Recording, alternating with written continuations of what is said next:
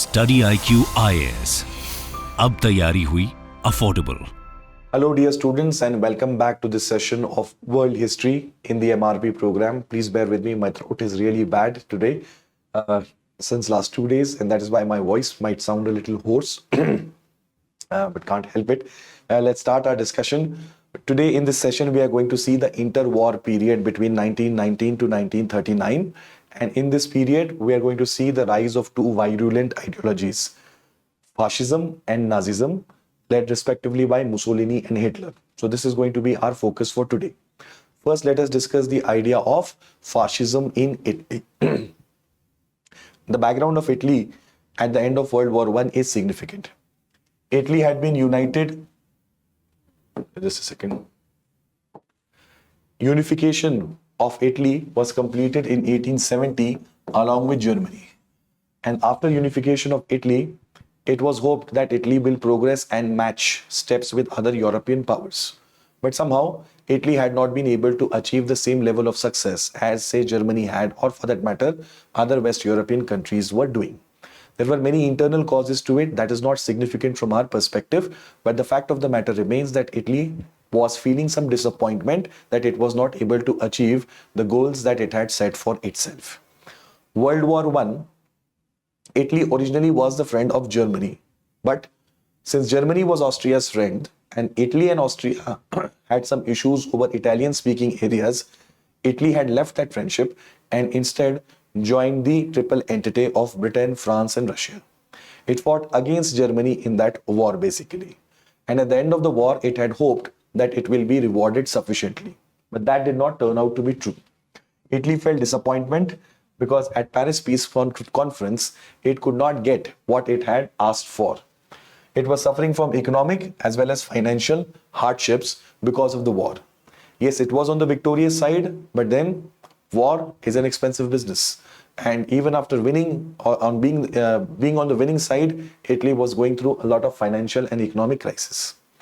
Around that time, 1917, a revolution had taken place in Russia, and the ideas of socialism and communism had become immensely popular. So socialism was now raising its head in Italy also, and taking cue or inspiration from Russia, the socialists in Italy also were using strikes and other such weapons to actually cripple the state. Peasants were also disappointed because they did not get access to lands as they had hoped. Landlords were still strong and landlords could easily oust the peasants from their lands, because landlords are ultimately the owners as such in Europe and peasants are mere tenants. So a big section of the population was disappointed in this manner. Government failed to tackle all of this situation and it seemed incompetent and a corrupt one. Therefore, people were looking for a messiah. This is what typically happens across the world in history. Whenever the government of the day is going through a crisis and it is not able to bring the country out of that crisis, people at large look for messiah. We human beings are mostly, not all, but mostly have a herd mentality. They want to be led rather than lead themselves. So whenever there is a crisis situation, people always look around if there is anybody who will show the courage, the guts, the vision to lead us out of this. And in this situation emerges Benito Mussolini as a firebrand leader, a strong right-wing leader who has a vision for a great Italy, who talks about restoring that old pride of Italy as such. Okay. Here on the screen, the picture that you see is that of Latin fascios. Fascios in Latin language. This used to be the symbol of the ancient Roman Empire. You can see multiple sticks and a axe in it. Okay. So those sticks represent strength basically. That was called as the fascios. Okay. Now what is fascism? The ideology of Mussolini. Let us try to understand that. So this is a theoretical aspect of it. We need to have some clarity about the ideology of fascism. It's a political ideology that emerges in the 20th century. So it is of a recent vintage. It is not as if this ideology has evolved over many centuries ago. It is in the 20th century that it comes about. It comes from the Latin word fasces or fascios, as I mentioned in the last slide, which is a bundle of sticks with the axe projecting out of it. This was the symbol of Roman Empire. It designates strength through unity. You might remember that story that your parents or school teachers told you, where you can easily break one stick, but then if you bundle them together, because they are united, it's impossible to break them. So that is the essence or moral of that particular symbol as well. This ideology of fascism, now here is a crucial point, assumes a perpetual emergency condition before the state. As in, desh khatre mein hai. And therefore we need what? We need a strong state. Okay, we don't want a soft state. We want a strong state who can control this situation for us. Complete unity of power is required for this. So there is emergency condition, and in this emergency condition, we need a strong state. This strong state will have complete unity of power. There should be no opposition party. No opposition party. Nobody should question our leader and his party. Whatever they are doing, that is absolutely right, fair and lovely and fantastic. Okay, so simply trust your leader, close your eyes and let things happen as they are happening. This is the idea of fascism. If at all you dare to challenge, then the state is of the nature of a police state also. Okay, and this state has all the means and the will to teach a lesson to anybody who dares to question. Getting this idea? There's a famous Chinese saying, the Chinese say, kill the chicken to scare the monkeys. Kill the chicken to scare the monkeys. So if anybody tries to question the leader or the party or what the state is doing, then you will be roughed up. And roughing up one person sends a message to the whole community. Okay, that this is what can happen to you next. Therefore, nobody dares. This is called as chilling effect. Chilling effect. That is the kind of state that fascism wants to build. Fascism is highly nationalistic. Okay, the kind of nationalism that it believes in is firebrand, militant kind of nationalism. It is not sufficient to just extol your country. You have to demonstrate that we are superior and all others are pani kam chai, so to speak, before us. They don't hold any water in our comparison. We have all the greatness, we have all the knowledge, we have all the attributes of being a great nation, and everybody else is a zero before us. That is the kind of nationalism that fascism tries to promote.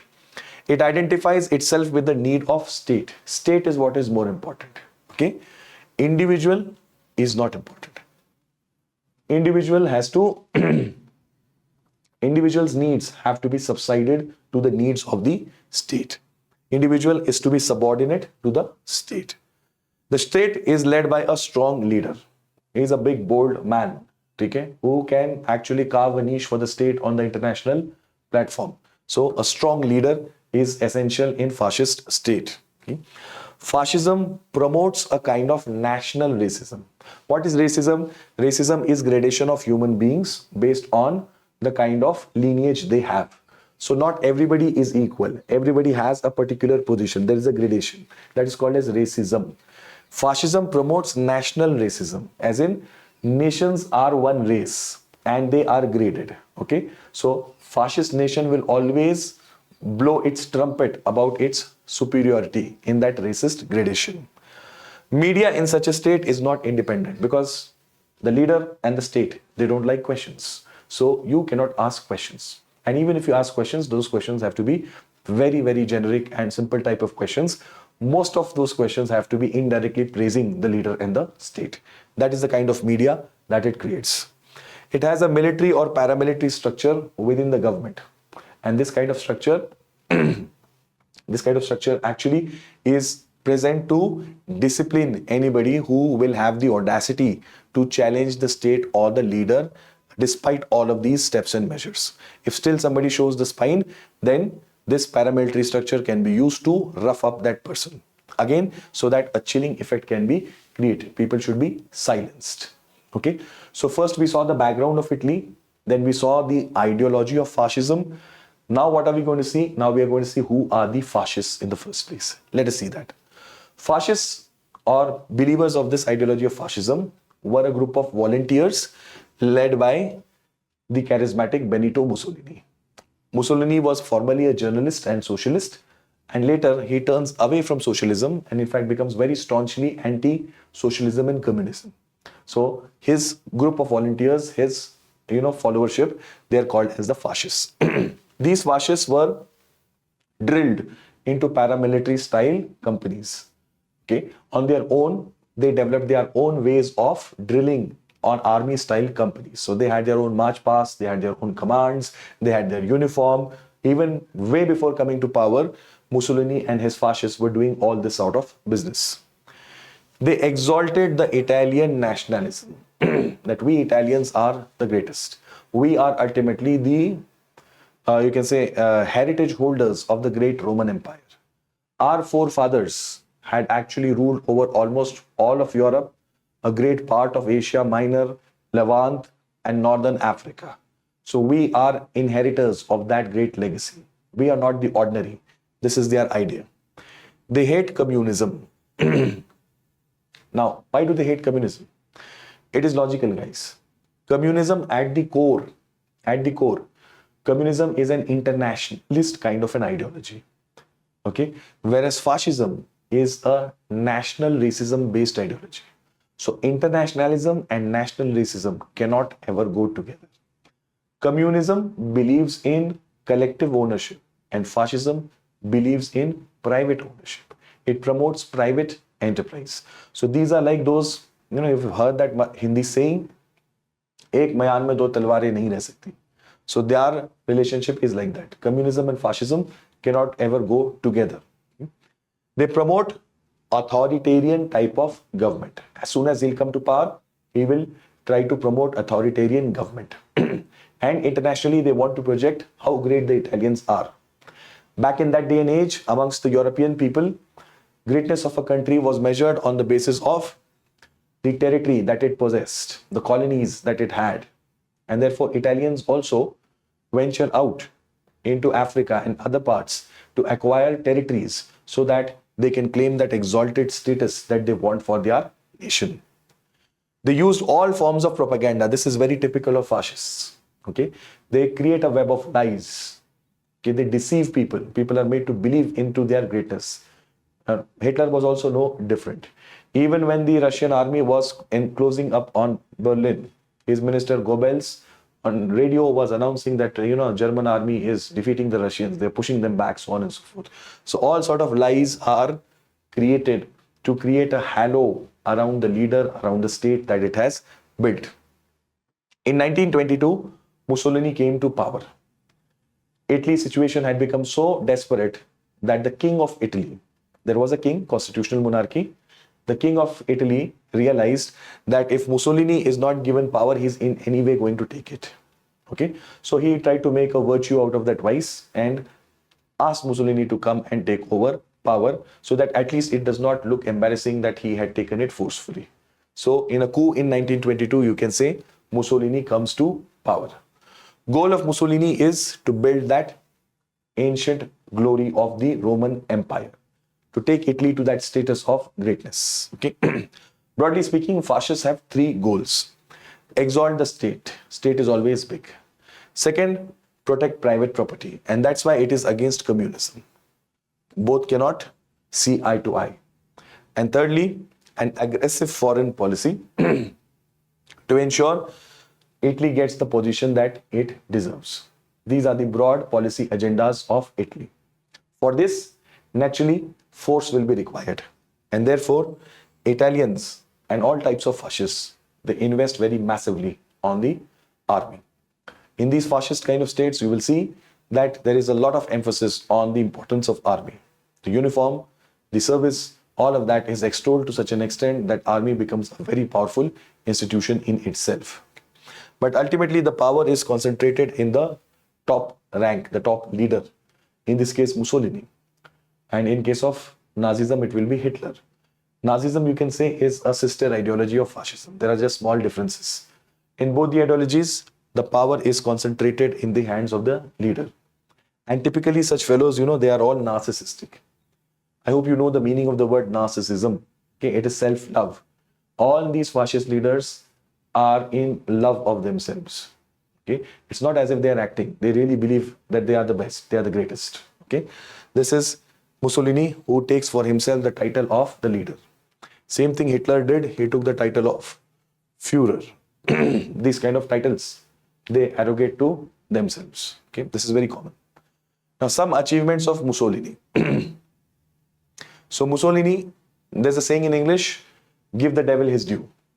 Mussolini, after coming to power, was able to do some good things for Italy. So will Hitler. For example, he gave them their national self-confidence back. Italians were having low self-belief back then because of what had happened in World War I, the state of the economy, all the crisis. He infused that self-confidence. How can you forget? We are the inheritors of that great Roman legacy. We are not ordinary people. Come on, we are going to achieve that greatness. Together, we are going to do that. All that sort of stuff. He streamlined the administration. He was a workaholic and had an eye for detail. So he was able to improve the administrative systems. Budget was improved, economy was back on track, currency was, the exchange rate was again streamlined.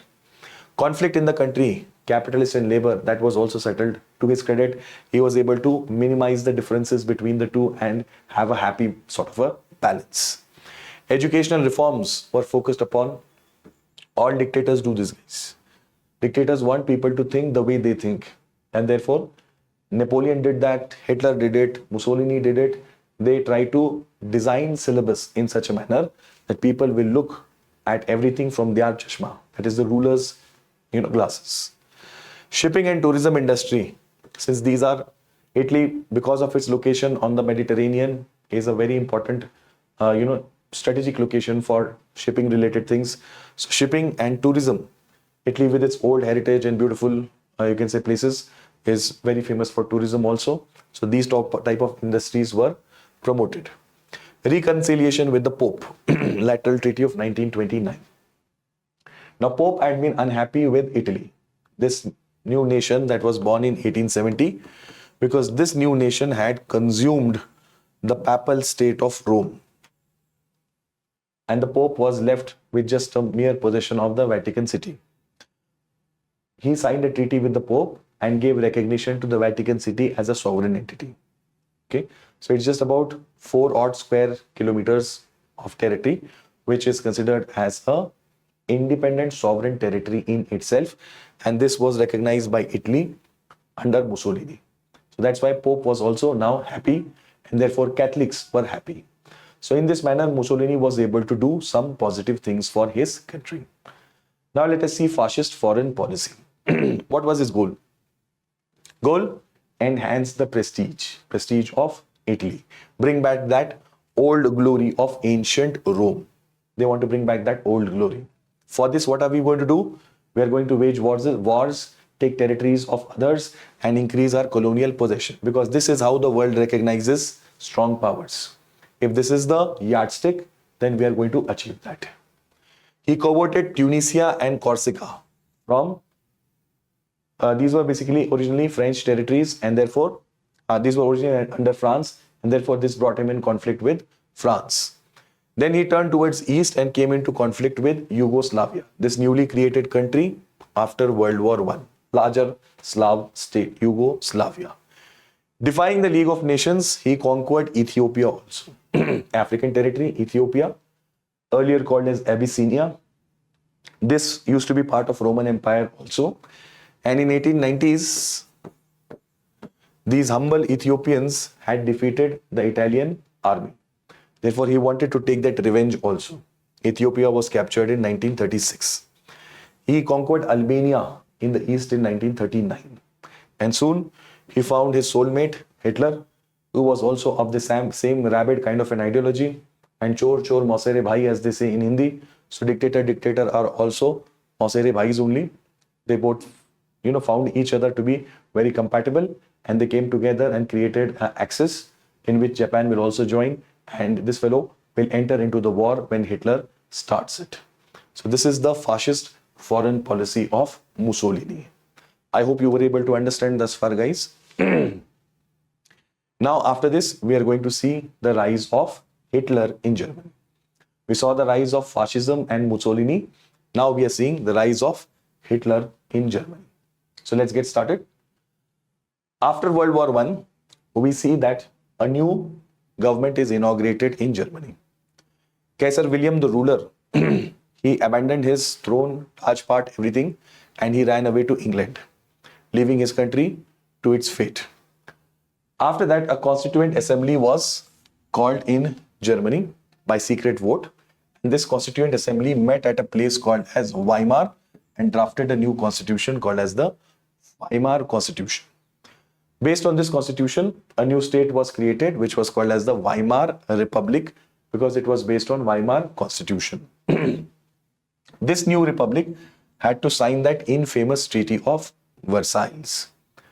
And because it signed that infamous Treaty of Versailles, which was hated to the core by the Germans, this government was looked at with a lot of disgust. The Germans are very proud people. They have a great, legacy, great achievements to their credit, especially over the last century or so before the war. So they naturally hated what this government had done to them. Industrialists did not like democracy. Earlier it was monarchy, now it was democracy. Communists were also trying to make their own ways and come to power, again buoyed by what had happened in Russia. Junkers, these were large landowners and militarists. They hated this Treaty of Versailles because it took away a lot of German territory. It had reduced the power of army, and a lot of area was demilitarized, and troops of the enemy were having their boots on those German territories or German soil. This was a national affront.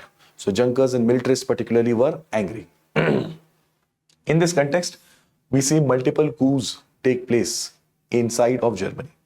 A coup is an attempt to transfer power. But each of these coups failed. But with each failing coup, the Germans realized that their government was extremely vulnerable. It led to more instability.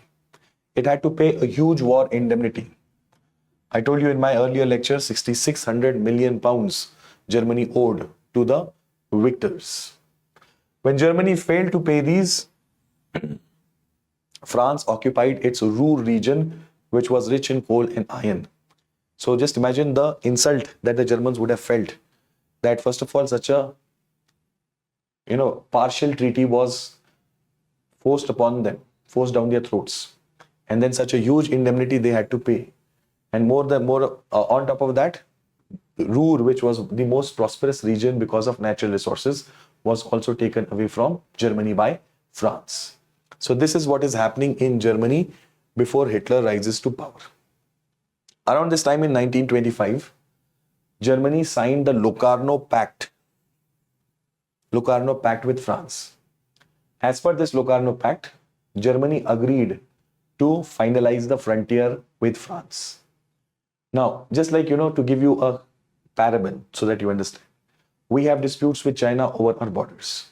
And because of these disputes, there is always some kind of tension or vulnerability to another warlike, or if not warlike, at least tension-prone situation. Okay? So similar thing existed between Germany and France. Their frontier was not defined. And this led to claims, counterclaims, and therefore wars and tensions.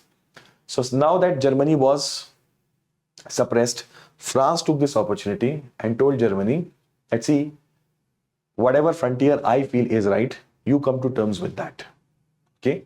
And if you come to terms with that, then I will ensure that you get admission to League of Nations, which was an international body created after World War I. Germany, having no option, agreed to this and signed the pact, which is called as Locarno Pact. Because of this pact, Germany and France's frontier were finalized, and Germany had to give up on claims of some of the territories. This pact was also hated by common German people, the Locarno Pact. Okay. 1929, there is depression in USA, and USA stops to pay money to Germany. It was giving it loans. And now Germany did not have money to pay back the European powers. So this led to a very, very bad economic, political, social condition in Germany.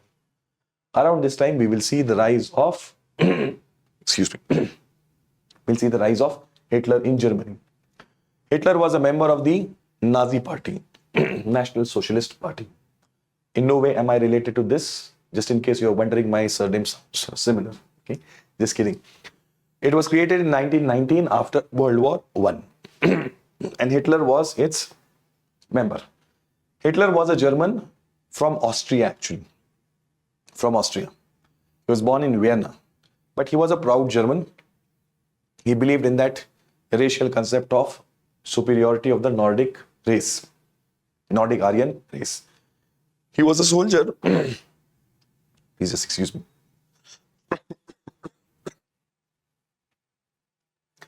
He was a soldier, and as a soldier, he had fought in World War I.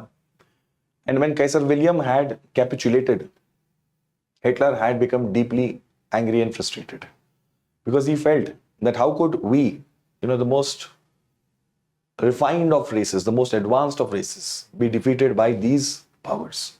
So he somehow wanted to annul, change what had happened at the end of World War I. So after World War I, he turns to politics. He denounced first and foremost the Treaty of Versailles. The Treaty of Versailles to him represented a very unfair kind of a settlement. And his only goal, if we summarize the idea of Hitler in this period, the chief point that comes out of it is repudiation of the Treaty of Versailles. He wanted to tear it apart into pieces. That is his idea number one. Secondly, he wanted to build a greater Germany, an Akhanda Germany, if I may just give you a parable. Because a lot of German areas were actually taken up by neighboring powers. And this the Germans felt was an affront. Hitler felt was an affront to the proud German race. And hence, what he does is that he demands the union of all German areas to create a larger Germany. So he wants unification of all German-speaking areas to create a greater Germany. He calls it Lebensraum. This greater Germany was to give the German race sufficient land, sufficient space to fully flourish. That was his idea. And like all dictators, he had his target within the country as well, the Jews. All these dictators require a community to direct the hate and fear of the people. Unless there is one such target, the majority community will not in any way stand behind the leader. So Jews were his target. He blamed all the problems of Germany on the Jews. He said it was the Jews. Jews basically were rich bankers, and Jewish community was spread across Europe, and they had sponsored the war effort of many countries, including Britain and France. So Hitler said it was the Jews that had conspired to defeat the proud Germans. Otherwise, the Germans were, in terms of valor, in terms of intellect, much more stronger. But it was the Jews' machinations which led to their defeat. He also hated the parliamentary system, which is very obvious seeing his personality. He was not a person of consensus, taking people along. He wanted my way or the highway, that kind of an attitude. So he hated the parliamentary system. Excellent in oratory, excellent in propaganda. These were his defining characteristics. Whoever heard Hitler, the German people, once they heard him, they used to feel, that there was some magic in the way he spoke. His body language, his confidence, his command over the German language. All of this cast the spell on the common German people. He created a body of stormtroopers called as the SA. The role of this SA was to actually rough up anybody who challenged Hitler. So typically of these kind of leaders, they always have this element of muscle men. If anybody challenges, they have the muscle men to silence him. First attempt at coup was made by him in early 1920s itself, but this attempt failed and he was sent to jail. But he used this to his advantage. That is a smart politician, guys. When the trial took place, Hitler used that trial for propaganda, and he explained his ideology, what he wanted for Germany, through the trial. Media was covering the trial closely, and his writings were, reproduced and reported in the print media, and that news reached the Germans. The Germans, who were already frustrated and did not like the government, felt that here is a hero. Okay, he is the knight we were waiting for. He is the man who will take us out of this humiliation, national humiliation, and restore back our old pride. So the popularity of Hitler skyrocketed during this phase. In jail, he also wrote his biography called as Mein Kampf, for my struggle, as in what I want to do. And in this, he had given 3 major goals. 1, supremacy of state. Number 2, superiority of the race, Nordic race. And third, manifest destiny of the German race to rule the world. These were his three key ideas. And the German people loved this back then. Okay. In 1932, he was released, acquitted in this case. And then in 1932, he contested election and his party became the single largest party and Hitler became the chancellor, somewhat similar to prime minister. It is more complex than that, but then we are not required to go into the details. Chancellor of Germany in 1933. This is how Hitler came to power. Now, after gaining power, Hitler went after the enemies. Like Mussolini, he does not like communism. Communism is internationalist and Hitler is racist. So they two just can't gel together. Marxian works were banned. Anybody who challenged him from within the party was also removed or purged. In one night, he had killed several people within the Nazi party who in any way were seen as challenge to Hitler. Concentration camps were built. Anybody who differed with him, anybody who was felt to be a threat, anybody who was the national enemy, that is Jew or communist, was sent to concentration camps. This is the Auschwitz camp, and this is that famous photo of that railway track leading people inside. This was the road to hell and road to death. These famished men are people who were lucky enough to survive this concentration camp because the soldiers of Russian army, the USSR army, they managed to set them free. All power was centralized and there was no authority delegated. Everything was in the hands of the ruler. In 1934, he combined the office of president and chancellor in himself. That is, both the offices were now under him. He became the Führer of Germany. The Führer. That is how people addressed him, the Führer. Okay. Now, internal policy very quickly, as is expected of a person like Hitler, the internal policy was authoritarian and totalitarian. He abolished separate provincial governments. So there is no provincial government. There are no chief ministers, anything of that sort. Okay. We have only administrative units. Bureaucrats will do the work as the top leader Führer says. Propaganda. Hitler was an expert at this and he got the right sort of support from his minister Goebbels. Goebbels was a big liar. Okay. He used latest technology. Hitler was very fond of clicking his own pictures and videos. And he loved when people went gaga over his photos and pictures. Wherever he went, camera always accompanied him. And this fellow Goebbels, very dutifully made several movies on Hitler. Movies as in documentary type movies. And then these were screened across Europe, in which Hitler was given a larger than life kind of an image. Goebbels was very good at it. There's no doubt about it. And all sort of lies were spun around Hitler so that people would be convinced that yes, this is the man, he is our knight, he's going to take us to greatness. All areas were brought under state control. Like USSR, he also implemented planned model, 4 years planned economic model. His idea of economy was based on self-sufficiency because Hitler believed in national strength and he did not want any form of dependency on any foreign country. Therefore, he harped upon self-sufficiency. Imports were discouraged and exports were encouraged. This is also called as neo-mercantilism. Mercantilism was a dominant trade theory in Europe from 15th to 18th centuries. Hitler, in a way, revives this. Okay? Raw materials were rationed for effective use within the country. And we saw a remarkable growth in Germany's economy. All of this paid dividend.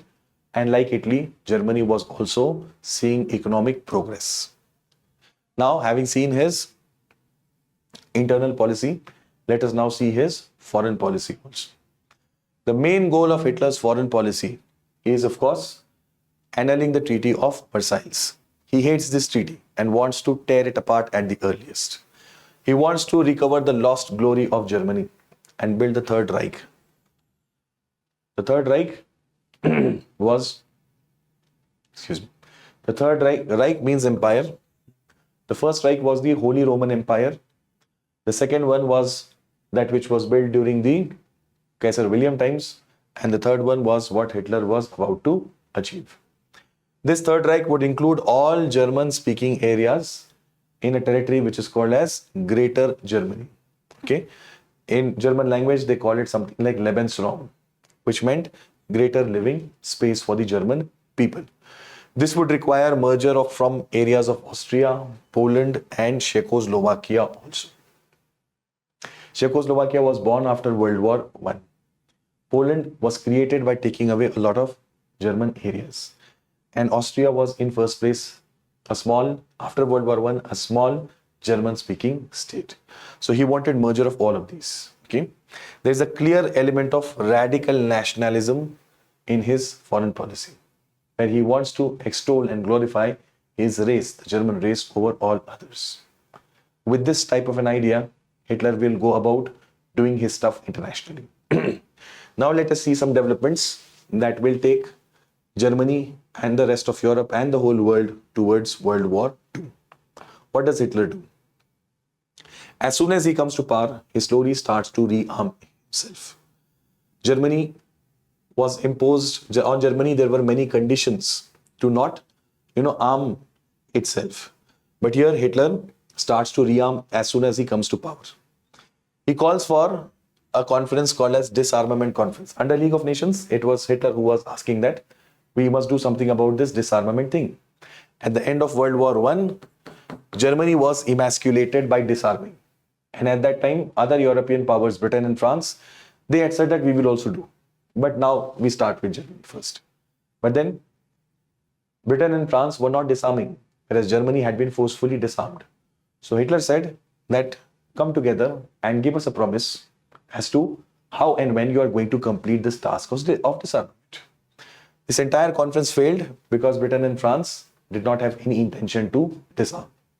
And Hitler then told the world, told Europe, see, this is the hypocrisy of these powers. They disarmed us, promising that they will do it themselves too, but never did it in the first place. Okay, so when they do, it is fine. And when I do it, to main karu to sala character dela hai.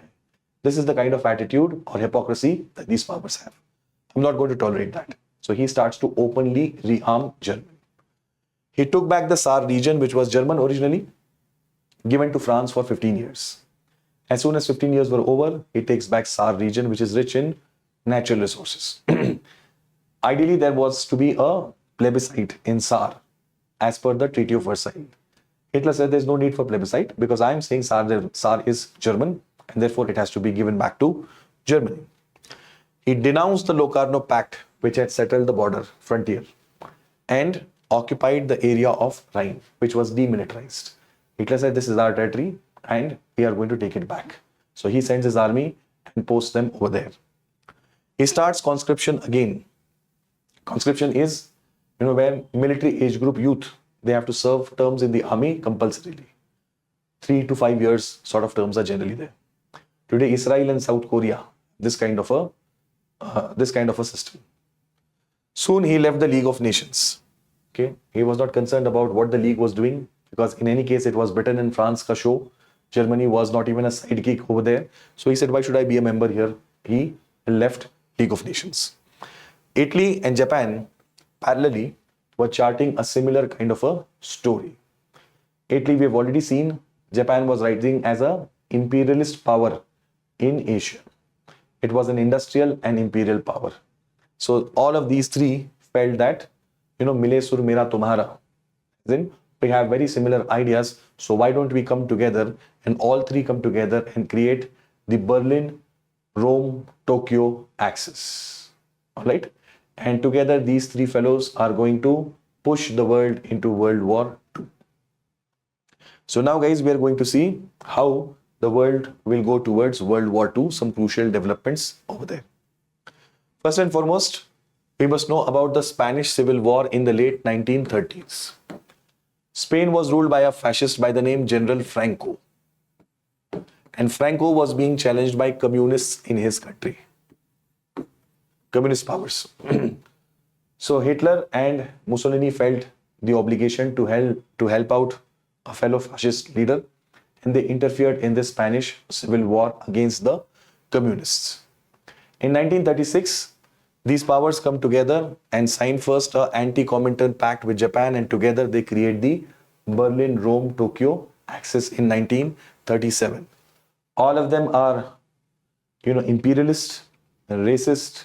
All of them believe in manifest destiny of their countries to become rulers, if not the world, then definitely a big area. And all of them are, ruled by narcissistic kind of leaders. And that is why we see they all come together, fall in place. Britain and France, while all of this was happening, were negligent. They were overlooking what Hitler is doing. Because Britain and France felt that more than Hitler, it was USSR that was their enemy. USSR had an ideology that was different from theirs.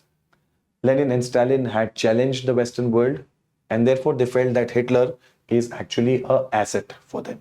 Against whom? Against USSR. So in 1938, when Germany sent its forces, troops, and occupied Austria in clear violation of Treaty of Versailles and Saint-Germain, Britain and France did not do anything.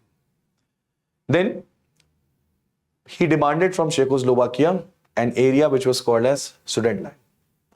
He told Czechoslovakia that, see, you have this area called as Sudetenland, which originally is a German-speaking area, and I want that area back because you are not doing good things to the German people. Czechoslovakia called Britain and France and told them that, see, you created us, that is our country, after World War I. And now here we have Hitler who is asking our territory back. What should we do? So Britain and France said, okay, don't worry, we'll have a conference, we'll have a meeting. And they called a meeting in Munich to solve this problem, to assure Czechoslovakia that your territory will not be taken. But when the Munich meeting took place, they ended up convincing Czechoslovakia to give away its territory. And together they promised each other that whatever remains of Czechoslovakia will not be hurt by Hitler. Hitler is also promising, Britain and France are promising to Czechoslovakia that remaining Czechoslovakia will remain intact after giving this province. Within 6 months, Hitler took that also. So all that promise fell flat. Hitler also bullied Lithuania and got Memel back. This was originally German, given to Lithuania. So he took it back from Lithuania. When all of this is happening, Britain and France are doing nothing about this. And this made Stalin very insecure. Stalin felt that, see, you have a party in Munich to decide this issue of Czechoslovakia. I'm a neighbor there. I have some interest also. I'm a major power, but I'm not called to this party. What would have gone if I was also invited? Okay, I would have also had a good time. Okay, this is just on a side note. Stalin understood that Britain and France are actually using Hitler against USSR. They are allowing Hitler to become a bigger menace against USSR. Remember, he is an anti-communist. He's a staunchly anti-communist fellow. So naturally, USSR will be a target for him. This is what they hoped. But Stalin was also smart. He signed a mutual non-aggression pact with Germany itself. Okay. Now Hitler demanded from Poland the port of Danzig and the Polish corridor, which was originally taken from Germany to create this country. Hitler said, I want this back. Finally, England and France realized that they have given too much of deal, so to speak, to Hitler, and now they need to pull back. And they took a staunch position that if you attack Poland, then in that case, we, England and France, will also, Britain and France, we will enter into the war. Hitler said, okay, fine, be my guest. And on 1st of September 1939, Hitler attacked Poland, and as expected, on 3rd of September, England and France also attacked Hitler, and that is how World War II starts. This is how Hitler led the world to World War II. Since Hitler entered the war, Mussolini also entered the war because he was his best friend. And Japan, in any case, was having its own script going on over there in Asia. It had already taken over China. Korea was long ago in its control. Then it waged war with the whole of Southeast Asia. So, uska apna story alag se chal raha hai udhar. Okay. So, this is how the three powers led the world to World War II. Well, now that we have understood the interwar period, let us take a final look at the ideologies. Fascism versus Nazism. What are the similarities? Both these have a lot of similarities. In both the systems, there is a single strong leader. Concentration of power in his hand. The nature of the state is police state. Police element is very strong. Law and order, secret service, anybody who challenges will be jailed, no freedom of speech, etc. Political liberty is absent. All form of dissent, opposition is curtailed. Racism is encouraged. Racism is encouraged. He wants to build the old glory. Italy wants to bring back Rome, and Hitler wants to bring back the Reich, the German Empire. Both have an aggressive foreign policy. They want to wage wars, they want to acquire territories. Therefore, war and militarization are central to these ideologies. Military power. Hatred for communism. Deep angst, hatred for communism. Self-sufficiency is extolled. Atmanirbharta. No dependency, no weakness. Completely self-sufficiency. You know that car Volkswagen. Okay? That Volkswagen was a creation of this idea of self-sufficiency. Today, the Germans are very advanced in car making. Hitler has had some role to play in that. Okay? Protectionism. Naturally, to have self-sufficiency, you have to protect your companies from foreign competition. And therefore, Hitler resorts to protectionism also. So these were the similarities between the two ideas. Now let us see difference.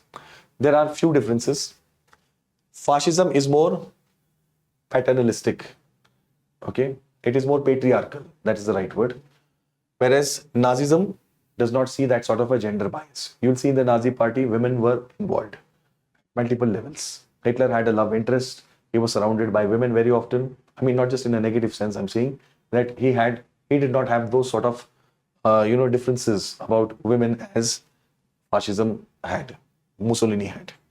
Fascism is also statism because state is more important than party. In case of Nazism, party is more important than state. This is a major difference. Okay. Hitler believed in social Darwinism. Darwinism is about, hierarchy of that ecological pyramid. Okay. So human beings are at the top of that pyramid. So here is human being. Hitler says, if we zoom in, then in this pyramid, it is a Nordic race that is at the top and all others are graded below it. This is social Darwinism of Hitler. Eugenics. Hitler wanted to increase the German race. So he wanted perfect German phenotype. Tall, blue eyes, blonde hair. That is the archetypical German bloodline.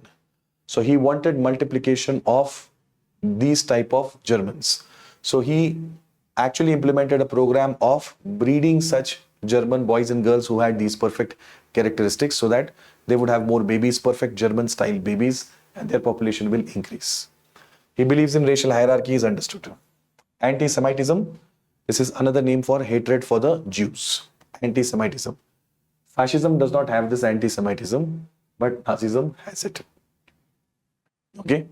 So this was our discussion on the interwar period. We've seen two topics. In my next class, I will discuss World War II and after that Chinese Revolution. Thank you very much.